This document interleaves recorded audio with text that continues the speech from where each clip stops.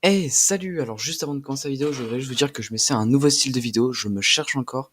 D'ailleurs, il y aura un redesign de la chaîne et beaucoup d'autres projets. Allez, générique!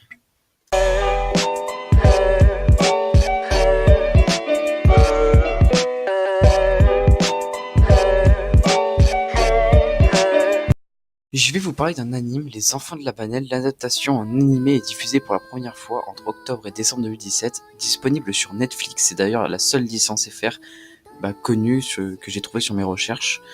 Je vous le conseille car il est très psychologique. Si vous attendiez un animé gay, il sera pas vraiment fait pour vous parce qu'il aborde vraiment des sujets comme la mort. Alors vraiment, attendez-vous parce que cet animé est très lourd psychologiquement.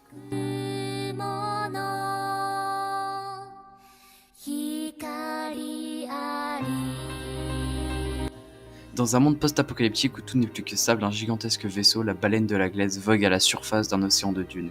Il abrite des hommes et des femmes capables pour beaucoup de manipuler le Saima, un pouvoir surnaturel qu'ils tirent de leurs émotions, ce dont les condamne cependant à une mort précoce. De l'autre côté, les humains normaux les encadrent et les soutiennent. Pour ceux qui dépassent les 61 ans, ils intègrent le conseil des anciens et accèdent aux vérités cachées.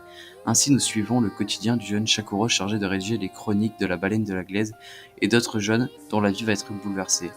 Le jour où Shakuro se rendra sur une île pour se rapprovisionner, il trouvera au lieu de ça une jeune fille au nom de Lycos qui vient d'un autre peuple. Ceci va totalement chambouler la vie et l'ignorance de ses habitants.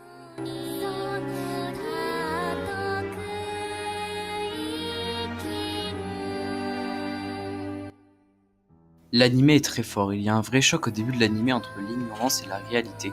Dans l'animé, beaucoup de ses proches, à Shakuro, meurent, et personnellement j'ai vraiment ressenti les 10 premiers épisodes comme un deuil du côté de Shakuro.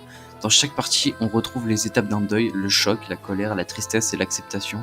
D'ailleurs, Shakuro dit à la fin de l'animé, la tristesse est la trace laissée par les morts, et c'est à ce moment que l'intrigue prend fin et que Shakuro et les habitants prennent un nouveau départ.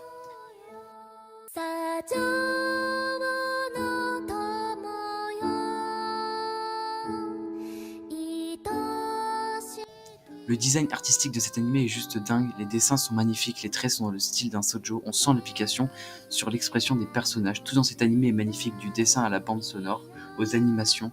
Je vous conseille vraiment de vous lancer dans cet animé, vous ne le regretterez pas. C'est tout pour moi, je m'essaie à un nouveau style de vidéo, alors soyez indulgents, je vous aime.